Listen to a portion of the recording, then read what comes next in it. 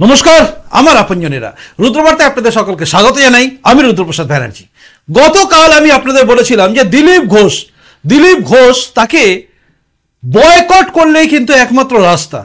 হঠাৎই দেখলাম রাত্রিবেলা নিউজ পোর্টালে দ্য ওয়ালে বেরিয়েছে একটা খবর, যেটা হচ্ছে দিলীপ ঘোষকে সামগ্রিকভাবে মানে টোটাল বয়কট করছে সংঘ এবং বিজেপি। তার মানে কি দিলীপ ঘোষের ক্যারিয়ার এবার ফিনিশ, নাকি দিলীপ ঘোষের নতুন অধ্যায় শুরু হবে? দিলীপ ঘোষ কি একাই হিন্দু বীর, নাকি হিন্দু বীর আরো আছে? দিলীপ ঘোষ কি একাই জিতে নিয়ে এসছে এই রাজ্যে বিজেপিকে, নাকি এর পেছনে অন্য কারো ছিল অবদান? এই সবগুলো নিয়ে এই মুহূর্তের গুরুত্বপূর্ণ রুদ্রবার্তা। প্রথমেই বলে রাখি আপনাদের, আমার আপনজন, আপনাদের সামনে এটাই আমার শেষ দিলীপ ঘোষকে নিয়ে ভিডিও করা। এরপরে দিলীপ ঘোষ যখন অন্য দলে যাবেন বা অন্য কোনো পদক্ষেপ নেবেন তখনই করবো। আর যদি ব্যক্তিগত কোনো আক্রমণে নামেন দিলীপ ঘোষ, যেভাবে ইউটিউবারদের বিরুদ্ধে নামছেন, যদি নামেন তখন বলতে হবে, নচেত দিলীপ ঘোষকে নিয়ে কোনো প্রতিবেদন রুদ্রবার্তায় আপনি আর পাবেন না। কারণ বয়কট যখন সংঘ করছে, বয়কট যখন বিজেপি করছে, বয়কট আপনি আমি সবাই করব। চলুন শুরু করা যাক সবটা নিয়ে এই মুহূর্তের কথাগুলো, যেগুলো আপনাকে ভাবাবে অবশ্যই। দিলীপ ঘোষ মানে মেঠো সেই নেতা। দিলীপ ঘোষ মানে সেই নেতা যে আওয়াজ তুলেছিল প্রচন্ডভাবে, যে মাঠে ঘাটে রাজনীতি করে দাঁড় করিয়েছিল বিজেপিকে। ঠিক এ কথার সঙ্গে আমি কখনো বলবো না, দ্বিমত পোষণ করব না। দিলীপ ঘোষের আগে এইভাবে মাঠ কাঁপিয়ে, মাঠের মধ্যে ঝাঁপিয়ে এই রাজনীতিটা হয়নি, বাস্তব সত্যি। তবে তপন শিকদারের সময় কি বিজেপি ছিল না, নাকি আগে ছিল না? দিলীপ ঘোষ যা বলছেন সেগুলো হচ্ছে হেভি কথা, মানে তিনি যা করেছেন তিনি করেছেন, তিনি যা করেছেন সব করেছেন, এই কথা বলছেন। কিন্তু তার এই ঔদ্ধত্য বা অহংকার এখানে গিয়ে কিন্তু তাকে ডুবিয়ে দিয়েছে। আর শুধু তিনি ডুবেছেন না, তার সঙ্গে সঙ্গে বিজেপির একাংশকে তিনি ডুবিয়ে ফেলেছেন। আমি ধাপে ধাপে বলছি, বুঝে যাবেন। আজকে দিলীপ ঘোষের যে স্ট্যান্ড, মানে মমতা বন্দ্যোপাধ্যায়ের ওই অনুষ্ঠানে যাওয়া, যেটা হচ্ছে জগন্নাথ ধাম কালচারাল সেন্টার, যেটার উদ্বোধন ছিল যেদিন, সেদিনই তিনি পৌঁছে গেছেন। আর এখানেই অনেকে প্রশ্ন করেছেন যে সেদিনই কেন গেলেন, তার পরের দিন যেতে পারতেন। দিলীপ ঘোষ বলেছেন ভগবানের উদ্বোধন হচ্ছে, আমি যাব না। ভগবান কি কারো একার নাকি? এসব কথা তিনি বলেন, কিন্তু তার জগন্নাথ, বলরাম, সুভদ্রাকে নিয়ে তার যে কটূক্তি বা বঙ্গোক্তি বা ব্যক্তোক্তি বা কি বলবো ওটাকে, রাজনৈতিক ভাষা বলতে গিয়ে জগন্নাথ, বলরাম, সুভদ্রাকে কোথায় নামিয়ে নিয়ে এসেছিলেন একটা বক্তব্যে, সেটা আপনি একটু শুনে নিন। হ্যাঁ, কাজে লাগবে, শুনুন।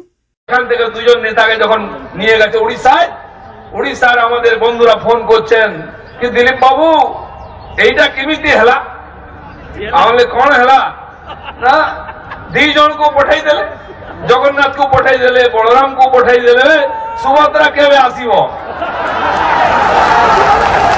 বলছে পুরো জেল খালি করে রেখে দিয়েছি, পাঠান ক্যাবিনেটের মিটিং এখানেই হবে। খালি জগন্নাথ বলরামকে দেওয়া হবে না, সুভদ্রা কেউ চায় উড়িষ্যার লোক। শুনলেন, ইতিহাস ঘেঁটে আমি বললাম আপনাকে, মানে জগন্নাথ, বলরাম, সুভদ্রা সম্বন্ধে ভেতর থেকে ভালোবাসাটা কি আছে? প্রশ্ন এটাই। কারণ আমাকে যদি কেউ বলে, কারণ উদাহরণ দিতে বলে, আমি বলবো আমাদের মর্যাদা পুরুষোত্তম রামচন্দ্রকে নিয়ে উদাহরণ দেবো, না হনুমানজিকে নিয়ে বলবো না। কারণ আমার ভক্তি ভেতরে আছে, আমি বলবো না, মুখ দিয়ে বেরোবেই না। তো যাই হোক, দিলীপ ঘোষ রাজনীতি করতে এসেছিলেন, রাজনীতি করার জন্য তিনি বলেছিলেন কথাগুলো। সেই দিলীপ ঘোষ জগন্নাথ দেবের প্রেমে তিনি চলে গেলেন বলছেন তিনি।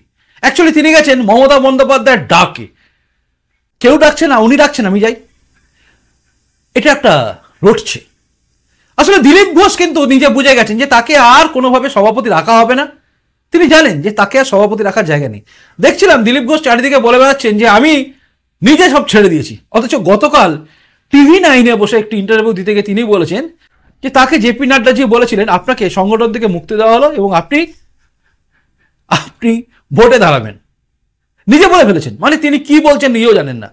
মাননীয় সর্বভারতীয় সভাপতি নাড্ডাজির সঙ্গে সেপ্টেম্বরে কথা হলো, তখন কেন্দ্রীয় কমিটিতে যারা MP ছিলেন তাদেরকে ওখান থেকে বাদ দিয়ে বলা হলো নিজের জায়গায় চলে গিয়ে লড়াই করুন, 6 মাস আছে, আপনাকে সংগঠন থেকে বাদ দেওয়া হয়েছে। আমাকে বললো আপনার বাড়ি, ওকে ঠিক আছে না দিদি, ওকে।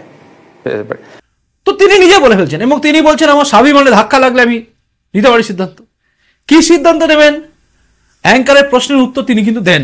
অভিমান তো হয়েছে, তার চেয়ে বেশি স্বাভিমানী আমি। স্বাভিমানে লাগলে সব করতে পারি আমি। সেই জন্য আমি তৃণমূলে যেতে পারেন, শাহীন পার্টির লোক আমাকে কেউ জিজ্ঞেস তৃণমূলকে চলে যেতে পারেন, ওটা তিনি কাজ করে মানে কায়দা করে এড়িয়ে গেছেন। কিন্তু তিনি বলেছেন স্বাভিমানে ধাক্কা লাগলে আমি করতে পারি। আমি মিথ্যা কথা বলছি না, দেখবেন ভিডিওগুলো ক্লিপিংসগুলো পেয়ে যাবেন। রাম মন্দির যদি মোদি করে তাহলে মমতা বন্দ্যোপাধ্যায় করলে একটা মন্দির নয়, একথাও তিনি বলেছেন। মানে তার বক্তব্য, তার উক্তি, এগুলো কোথাও যেন কি কন্ট্রাডিকশন হয়ে যায় না, যেটা বলছিলাম। তো হিন্দুত্বের বীর তিনি নিজেকে বলেছেন, মানে গতকালও তিনি বলেছেন, মানে তিনি চারিদিকে এখন বাইট দিচ্ছেন এবং তার বাইটগুলোকে নিয়ে তৃণমূল কংগ্রেস ব্যাটিং করছে।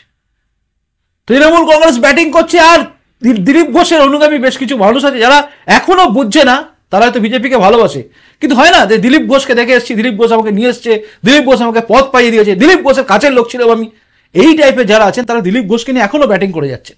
করুন, অসুবিধা নেই, কিন্তু দিলীপ ঘোষ যেদিন পাল্টি খাবে সেদিন যদি আপনারা পাল্টি না খান বা দিলীপ ঘোষের বিরুদ্ধে যে স্টেপ আসছে সেই স্টেপগুলো আপনার বিরুদ্ধে যদি হয়ে যায়, তখন কিন্তু আপনি দূরে চলে যাবেন সাধারণ মানুষের কাছে, কারণ আপনি হিন্দুত্বের জন্য এসেছেন। যারা যারা বিজেপি করতে এসেছিলেন তারা হিন্দুত্বের জন্য এসেছিলেন, আমি বিশ্বাস করি। কারণ বিজেপি শুধুমাত্র হিন্দুত্বকে বাদ দিলে বিজেপি, তৃণমূল, সিপিএম এই সবাই দেখবেন প্রায় একই রকম লাগবে। হিন্দুত্ব বাদ দিলে সবাই একই রকম বুলি দেয়। হ্যাঁ, বিজেপির কাছে আদর্শ বড়, দেশ বড়, বাকি সবার কাছে নিজের দল বড়, এই দুটো বেসিক পার্থক্য আছে। তাই দেশ এবং ধর্ম এই দুটোকে ভালোবাসলে বিজেপিকে ভালোবাসতে হবে। তো যারা ভালোবেসে বিজেপিটা করছিলেন তারা দিলীপ ঘোষের অনুগামী হয়ে তকমাটা লাগিয়ে দিয়ে তারাও তাদের বিপদ ডেকে নিয়ে আসছেন, যেটা বলছিলাম। তো দিলীপ ঘোষ হিন্দুত্ব, তিনি বলেছেন আমি হিন্দু বীর, নতুন সব বীর উঠেছে, আমি হিন্দু বীর, হিন্দু হিন্দু হিন্দু ঠিক। দিলীপ ঘোষের হিন্দুত্ব নিয়ে কারো সন্দেহ নেই, কিন্তু দিলীপ ঘোষের হিন্দুত্ব নিয়ে আবার সন্দেহ হয়ে যায় যখন হিন্দু বিপদে পড়লে দিলীপ ঘোষ রাজনীতি খোঁজে। বিশ্বাস হল না? ভাইরাল ভিডিওর একটা অংশ দেখুন। সংগঠন কে করবো, আমি কি করবো না হিন্দুরা করবে? আমরা তো করছি, কিছু মরুক না, এত কষ্ট করছেন না, কোনো মায়া নেই। কৃষ্ণনগর লোকের প্রতি কোনো মায়া নেই, ওরা জুনুবাবুকে হারিয়েছে, আবার কল্যাণকে হারলো, কিসের জন্য দুজন করবো আমরা? আর পাশে দেখুন 2.5 লক্ষ ভোটে জিতিয়ে দিলাম, আমি করলাম তো দাদা। তাহলে আপনি করতে পারছেন? নির্মম মন, হিন্দু অনেক মরেছে, আর কিছু মরুক। দেখলেন, দিলীপ ঘোষ কিন্তু বলছে হিন্দু মরলে কি আছে, মানে তার কাছে হিন্দু বিপদে পড়লে কোনো ব্যাপার নয়। কাতর স্বরে বিজেপির সেই কর্মীটা বলছে ওরা হিন্দু। এইরকম কতজন ছিল দেখুন। বিজেপির পার্টি কর্মীরা যখন মার খাচ্ছে, মানে 2রা মে 2021, যেটা নিয়ে আমার ভিডিও ছিল গতকাল, সেদিন কিন্তু Dilip Ghosh phone switch off করে দিয়েছিল। মানে দিলীপ ঘোষ নিজের কর্মীর জন্য ভাবে না, এটা পরিষ্কার কথা। তার সঙ্গে সঙ্গে ভাবে না হিন্দুদের জন্য। মানে দুটো ক্ষেত্রে তিনি যেগুলো বলে না, যেটা করেন, দুটোর মধ্যে ফার ডিফারেন্স। ওই সিনেমার ডায়লগের মতো, হ্যান কারেঙ্গে ত্যান করেঙ্গে বাদ বাকি মাছি মানেঙ্গে, তো সেরকম অবস্থা। দিলীপ ঘোষের বক্তব্যগুলো বিভিন্ন জায়গায় চলছে এখন তাকে কাউন্টার দেওয়ার জন্য বেশ কিছু লোক দিলীপ ঘোষের হয়ে বিভিন্ন রাজনৈতিক নেতার, বিজেপির নেতাদের গোপন ভিডিও, অমুক ভিডিও তমুক ভিডিও ছাড়ছে। দেখছিলাম সৌমিত্র খাকে নিয়ে একটা ভিডিও ছেড়ে দেওয়া আছে। আলটিমেটলি লাভ কি হচ্ছে? এটা দিলীপ ঘোষকে বড় করতে গিয়ে দিলীপ ঘোষ যেটা করেছে এটা ভুল, এই ভুলটা দিলীপ ঘোষ স্বীকার করছে না, তার সঙ্গে সঙ্গে তার অনুগামীরাও স্বীকার করছে না, এবং তারা একে কাউন্টার করার জন্য দিয়ে যাচ্ছে। দিলীপ ঘোষ যেদিন এই রাজনৈতিকভাবে ভাবলো যে বিজেপি তো কিছু দিচ্ছে না, তাহলে আমি চলে যাই অন্য দলে, সেদিন কিন্তু মুখ লোকানোর জায়গা থাকবে না। কারণ সোশ্যাল মিডিয়ায় কেউ কাউকে ছেড়ে কথা বলে না, ঝেড়ে কাপড় খুলে দেবে। এটা ভাবতে হবে আপনাদের। জয় ব্যানার্জি যখন এদিক ওদিক করেছিল তখন আমাকে অনেকে বলেছে, যেহেতু জয় ব্যানার্জি আমার এই ইউটিউবে অনেকগুলো বক্তব্য তার ছিল, তাই জয় ব্যানার্জি যখন তৃণমূলে গেছে তখন আমাকে শুনতে হয়েছে, এই তো আপনার জয় ব্যানার্জি চলে গেল। আমি একজন ইউটিউবার, আমি রাজনৈতিক কোনো পোর্টফোলিওতে নেই, কিছুতে নেই। তো আমি যখন একটা কোনো কিছু দেখাবো, আমি সাংবাদিক হিসেবে দেখাতেই পারি, তা আমি দেখিয়ে দিয়েছি। তো আমার দেখানো দেখিয়ে দিলাম, তো তার ইন্টারভিউ নিয়েছি, দেখিয়ে দিই। সে কোথায় যাবে না যাবে আমার দায়িত্ব নেই, কিন্তু তবুও আমাকে শুনতে হয়েছে। কিন্তু যারা আজকে দিলীপ ঘোষের হয়ে নামছেন, দেখুন আমি কখনোই বলবো না আপনি নামবেন না, নামুন, কিন্তু একবার ভাববেন আপনার নেতা পাল্টি মারতেও পারে। অনেকে বলছেন মারবেন না, রাজনীতি থেকে বসে গেলে দিলীপ ঘোষের কিছু জায়গা থাকবে না। দিলীপ ঘোষের কাছ থেকে সিকিউরিটি চলে গেলে দিলীপ ঘোষের কাছে কোনো জায়গা থাকবে না। দিলীপ ঘোষকে কেউ যদি না ডাকে দিলীপ ঘোষ থাকতে পারবে না, কারণ যে জায়গায় দিলীপ ঘোষ নিজেকে নিয়ে গেছেন না, সেখানে দিলীপ ঘোষকে রাজনীতির বাইরে গিয়ে থাকতে পারবেন না, এটা পরিষ্কার সত্যি। তিনি গতকাল সন্ময় ব্যানার্জিকে নিয়ে ভিডিও করে দিয়েছেন, তার হঠাৎ করে ইউটিউবারদের পেছনে লাগা শুরু হয়ে গেছে। সন্ময় ব্যানার্জিকে নাকি তিনি করে দিয়েছেন, আমেরিকা থেকে টাকা আসে, আমেরিকা থেকে টাকা সবারই আসে, কোনো ইউটিউবারের টাকা ভারতবর্ষের সরকার থেকে আসে না, আসে আমেরিকার থ্রু দিয়ে, আমারও আসে, অ্যাড যারা দেখেন সেখান থেকে আসে, এবং তার সঙ্গে সঙ্গে যারা আমাকে সাহায্য করেন। আমার যে গুগল পে জিপে আছে তাতে যারা সাহায্য করে সেই টাকাটা আমাদের কাছে আসে, অনায়াসে আসে। কিন্তু এটা কেউ উনি পাঠিয়ে দিচ্ছেন সেসব নয়, যাই হোক এটা তাদের ব্যাপার। কিন্তু এই যে সন্ময় ব্যানার্জির বিরুদ্ধে বলা বা শফিকুলের নামটা নিয়ে নেওয়া, আমি নেমেছিলাম, এসব বলে দিলীপ ঘোষ এখনো ভেসে থাকতে চাইছেন, কিন্তু আঁকড়ে থেকে বাঁচা যাবে না। আসলে দিলীপ ঘোষ যে কাজগুলো করছেন প্রত্যেকটা কাজ কিন্তু ড্যামেজ করা। বিজেপিকে তিনি ড্যামেজ করছেন, তৃণমূলকে তিনি হাইলাইট করছেন। তিনি যে কথাগুলো বলছেন তার কথাগুলোকে নিয়ে রোজ সকালবেলা সন্ধ্যাবেলা এখন তৃণমূলের লোকেরা ব্যাটিং করে যাচ্ছে, তৃণমূলের লোকেরা বিজেপির বিরুদ্ধে এগুলোকে লাগাচ্ছে। শুভেন্দু অধিকারীর বিরুদ্ধে নাম না বলে তিনি বলছেন, কখনো অন্য কারোর উদ্দেশ্যে বলছেন, কখনো অর্জুন সিং এর বিরুদ্ধে বলছেন, কখনো এর উদ্দেশ্যে বলছেন। মিডিয়াগুলো এগুলোকে হাইলাইট করছে, কারণ মিডিয়া এই রাজ্যে তৃণমূল সরকারই থাক, মানে করে কমে খাচ্ছে যারা, তারা চাইছে থাক। তাই এগুলোকে হাইলাইট করলে বিজেপির মধ্যে আভ্যন্তরীণ গন্ডগোল লাগবে। আর এখানে দাঁড়িয়ে কিন্তু সংঘ এবং বিজেপি দুজনে ঠিক স্ট্যান্ড নিয়েছে। এবার আপনাকে বলি সংঘের স্ট্যান্ড কেন। আসলে দিলীপ ঘোষের জন্য সংঘ বদনাম হচ্ছে। ওই যে বলছেন আমি প্রচারক, একজন প্রচারক এটা করতে পারে না, একজন প্রচারক এটা করতে পারে না। আরে প্রচারক থেকে তারপরে কি হতে পারে, সংঘের একজন স্বয়ংসেবকও পাল্টি খেতে পারে, পারে নাকি? কালীঘাটের কাকু কে? সুজয় কৃষ্ণ ভদ্র কে? তার দাদা কে? সঙ্গে সঙ্গে যুক্ত। তো সংঘের লোক আছে বলেই বিরাট কিছু এটা নয়, কিন্তু সংঘ থেকে আদর্শচ্যুত হতে বেশিক্ষণ সময় লাগে না। আদর্শ কার কখন ঘুরে যাবে কেউ বলতে পারে না। আর রাজনীতির মধ্যে ঢুকে অনেক লোকের আচ্ছা লোকের আদর্শ কিন্তু ঘুরে গেছে। আপনি অমল চ্যাটার্জি দেখুন, আমি বারবার বলি অমল চ্যাটার্জির আদর্শ থেকে চ্যুত হয়ে গেছিল, সংঘের কার্যকর্তা। তাই সংঘ বারবার বদনাম হচ্ছে। আর দিলীপ ঘোষ যেভাবে বলে যাচ্ছেন, দিলীপ ঘোষকে ব্যাকিং করার জন্য যে কথাগুলো ইউজ করা হচ্ছে, সংঘের প্রচারক ছিল, তিনি এটা করতে পারেন না। যদি তিনি পাল্টি খান সংঘের পুরো নাম শেষ। তাই সংঘ বুঝে গেছে, তাই সংঘ হয়তো তাকে ডাকবে না। জানি না এই খবরের সত্যতা আছে কিনা, তবে দা ওয়ার্ল্ড যা এতদিন পর্যন্ত করেছে আমি দেখেনি কোথাও ঢপ বাজে পেরেছে। আর একটা ছিল যেটা হচ্ছে বাংলা হান্ট, যেটা প্রথমে দিলীপ ঘোষের বিয়ে নিয়ে বলেছিল, আমরা ভেবেছিলাম নাও হতে পারে, পরে দেখেছি হয়েছে, এটা ঠিক আছে ব্যক্তিগত ব্যাপার। তারপরে এই জগন্নাথ ধামের মন্দিরে যাওয়া নিয়ে বাংলা হান্ট লিখেছিল, আমরা ভেবেছিলাম হবে না এটা, কিন্তু তিনি গেছেন। তারপরে তারা লিখেছে 21শে জুলাই জয়েন করবে, জানি না সেটা হবে কিনা, তবে চান্স থাকবে। আর যাওয়ার আগে একটা ড্যামেজ করে দিয়ে যাচ্ছে দিলীপ ঘোষ। আর সেখান থেকে কিন্তু সংঘ বদনাম হওয়ার জায়গা আছে। তাই সংঘও বলেছে টোটালি তাকে বয়কট করার কথা। এই কথাটা কতটা সত্যি আমি আবারও বলছি, সংঘ এবং বিজেপি আনঅফিসিয়ালি এটা বলছে সবাই, মানে যেটা রিপোর্ট দিয়েছে আর কি। তো এটা কতটা সত্যি কতটা মিথ্যা আমরা জানি না, কিন্তু বয়কট করা খুব দরকার আছে, বয়কট করা দরকার আছে। দিলীপ ঘোষ এখন ভেসে আছেন শুধুমাত্র বাইট দিয়ে। সকালবেলা গিয়ে বাইট দেওয়া, সবাই বাইট নেয়, মিডিয়ায় তাই ভেসে আছেন।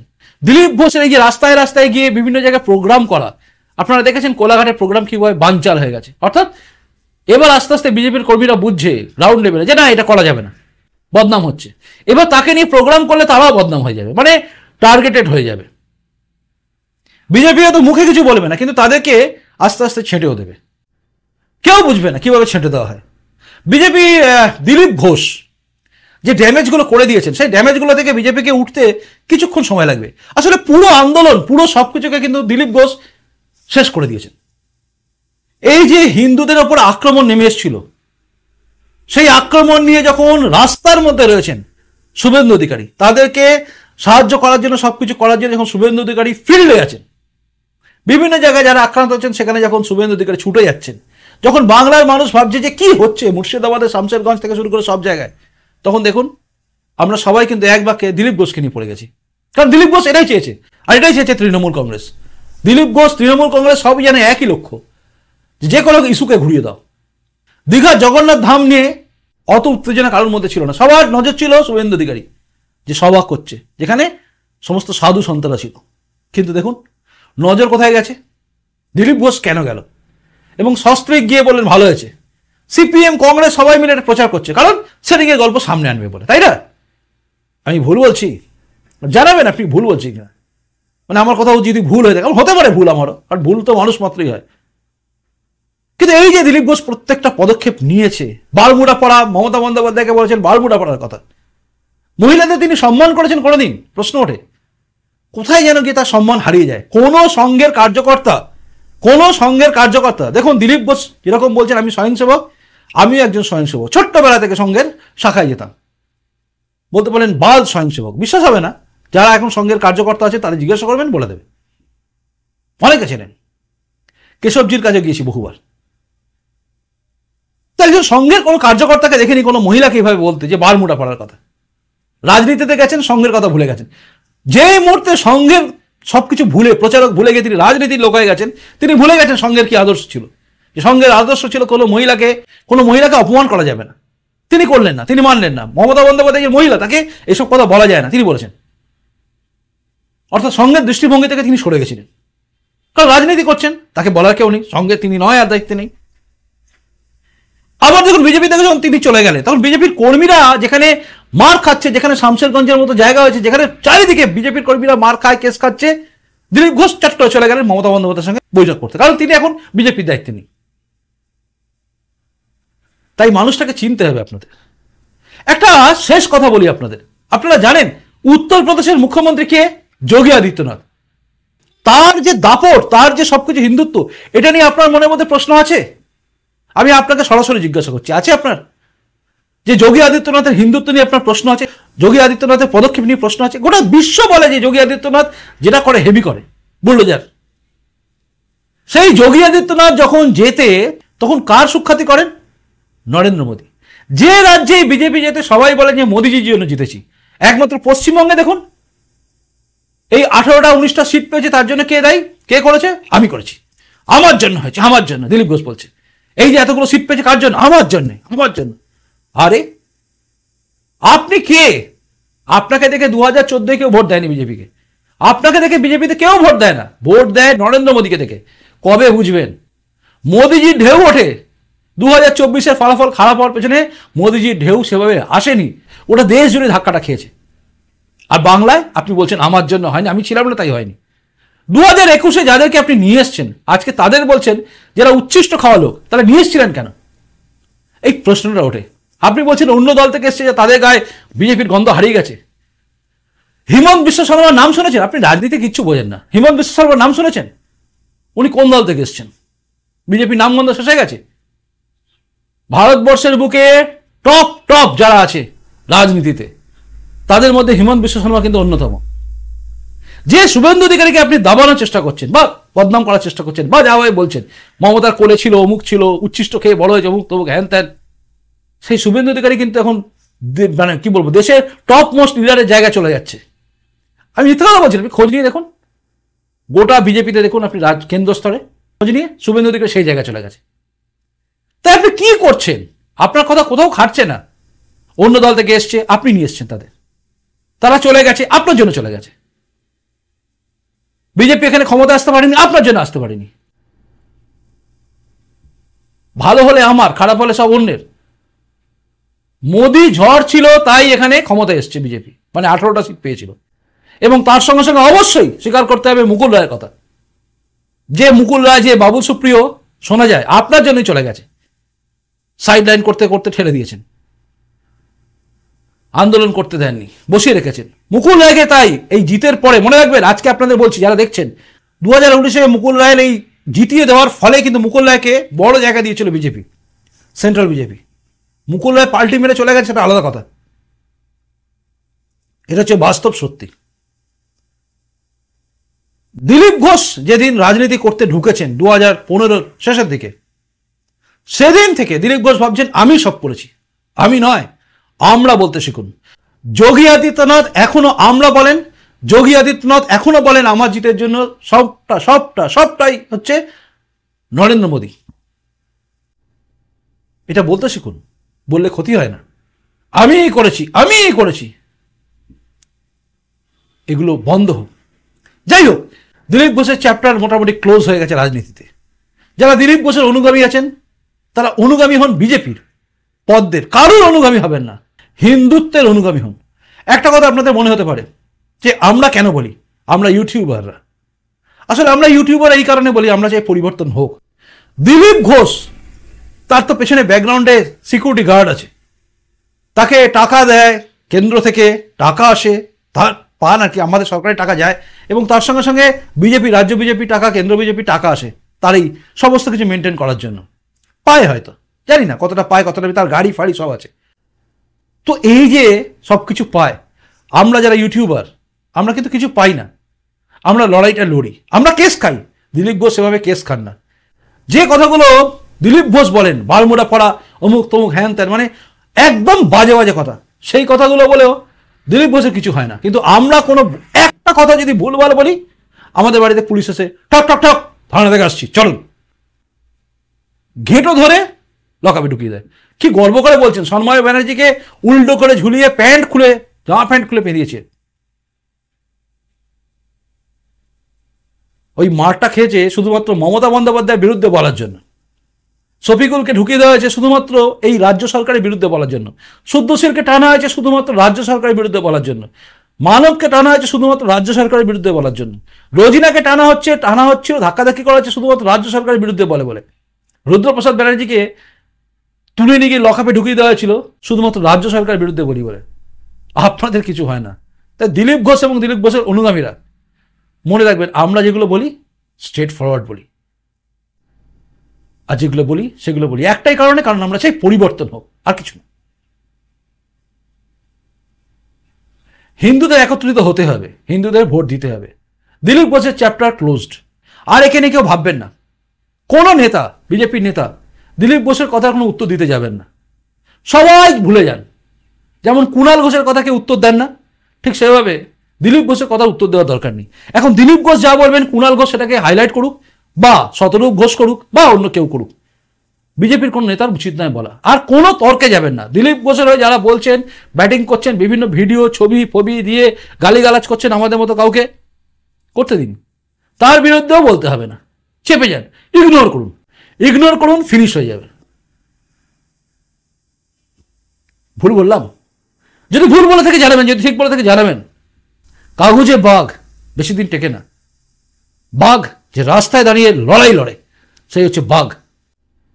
কাগজে বাঘ ডায়লগ মারবে, এসি গাড়িতে চাপবে, এসি ফ্ল্যাটে গিয়ে থাকবে, এসি ফ্ল্যাটে থেকে যখন বিপদে পড়বে কর্মীরা সুইচ অফ করে বড়শি নিয়ে মাছ ধরতে চলে যাবে। কখনো এই পুকুরে মাছ ধরবে, তো কখনো অন্য একটা ছিপ নিয়ে অন্য কোনো পুকুরে অন্য কোনো মাছ ধরবে। এই তো কাগজে বাঘদের নিয়ম। যাই হোক, এটাই ছিল এখনকার রুদ্রবার্তা। যদি মনে হয় এটা শেয়ারযোগ্য, অবশ্যই শেয়ার করবেন। আর আপনি কমেন্টস করে জানাবেন আপনি কি ভাবছেন। কোথাও ভুল থাকলে অবশ্যই জানাবেন। আর নতুন এসে থাকলে চ্যানেলটা সাবস্ক্রাইব করে আমার আপনজন এখান থেকে তারপর যাবেন। আর এই চ্যানেল মানে এখানে এরকমই থাকবে, আনকাট। আর একটা কথা বলি, খুব ভালো লেগেছে একজনের বক্তব্য। তিনি বলেছেন যে হ্যাঁ 2021 সবার ফোন বন্ধ ছিল, কিন্তু রুদ্রপ্রসাদ ব্যানার্জিকে কথা বলতে ফোন করতে তিনি ধরেছেন। ওটা আমার কাছে বড় প্রাপ্তি। ধন্যবাদ, খুব ভালো থাকুন আপনি। আসি, নমস্কার, বন্দে মাতরম, ভারত মাতা জয় হোক, জয় হিন্দ।